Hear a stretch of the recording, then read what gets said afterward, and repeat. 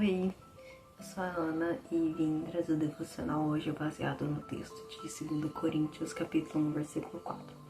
Antes de falar do versículo, eu vou falar um pouquinho sobre a queda, né? Quando o Adão pecou, né? Adão desobedeceu, o pecado entrou e corrompeu o mundo e o ser humano.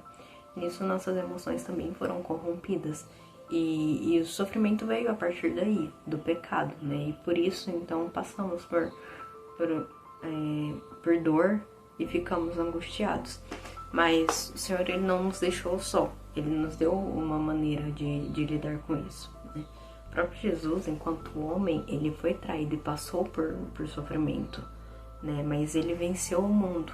E podemos confiar nessa promessa e ter fé nessa promessa que tá lá em João 16:33, né? No mundo passais por aflições, mas tem de bom ânimo, eu venci o mundo. É uma promessa. A gente vai ter aflição, né? Passaremos por dificuldades, mas ele já venceu o mundo, né? E por isso não devemos nos desanimar.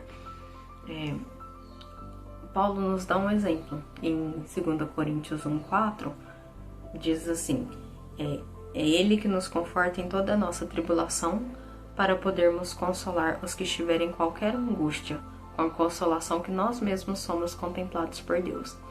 Esse versículo ele diz que Deus nos consola, nos conforta, fortalece e encoraja, né? Na Nova Versão Transformadora tá escrito: Ele nos encoraja em todas as nossas aflições, para que, com o encorajamento que recebemos de Deus, possamos encorajar outros quando eles passarem por aflições. A palavra encorajar, no dicionário, ela também significa ânimo, né? Também é definida como ânimo, né? Então, volta lá em João 16:33, tem de bom ânimo. Com a graça de Deus, Paulo foi consolado nas suas tribulações e a partir disso ele também pôde consolar outros irmãos, né? E escreveu uma carta de encorajamento que é 2 Coríntios, né? Então, quando nos encontramos desanimados e a ponto de desistir, devemos mudar o foco da nossa atenção de nós mesmos para Deus, porque e encontrar ânimo nele, né? Porque Ele está no controle de tudo.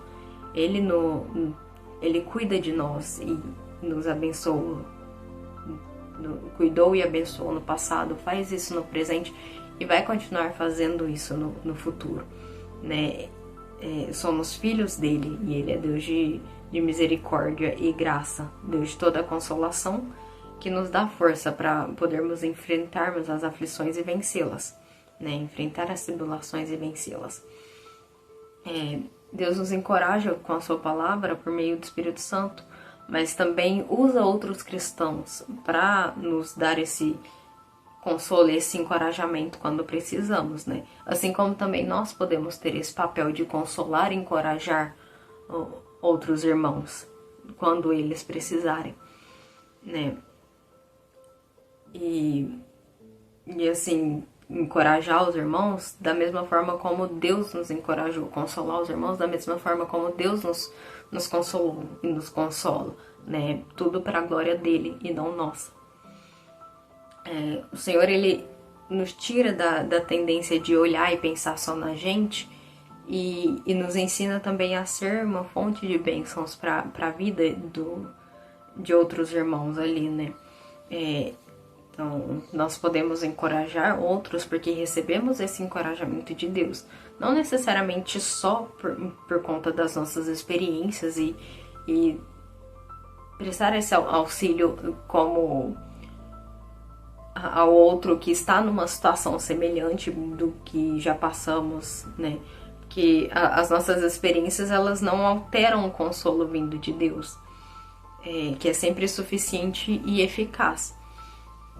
Independente da circunstância vivida, né? O versículo ele fala qualquer angústia, né?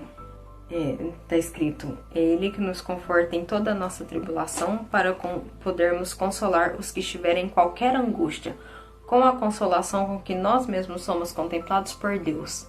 Então o consolo não vem de nós somos ali uma fonte, né? Mas o consolo vem de Deus, né?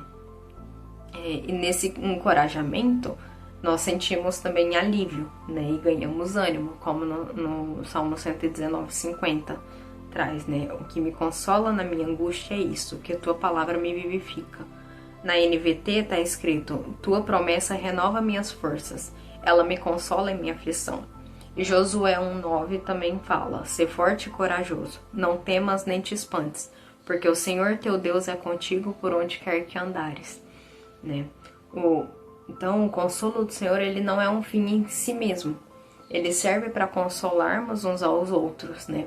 E faz parte do propósito de Deus que os cristãos possam ser consolados e também consolarem uns aos outros, né? Paulo mesmo, ele recebeu o consolo de Deus e assim também pôde consolar outros irmãos, né? E esse consolo nós buscamos e encontramos na palavra. Romanos 12:15 mostra a prática disso, né, na igreja, né? Chorar com os que choram. Então, o nosso sofrimento, ele também nos ajuda a consolar outras pessoas, né? Como Cristo nos consola e nos encoraja.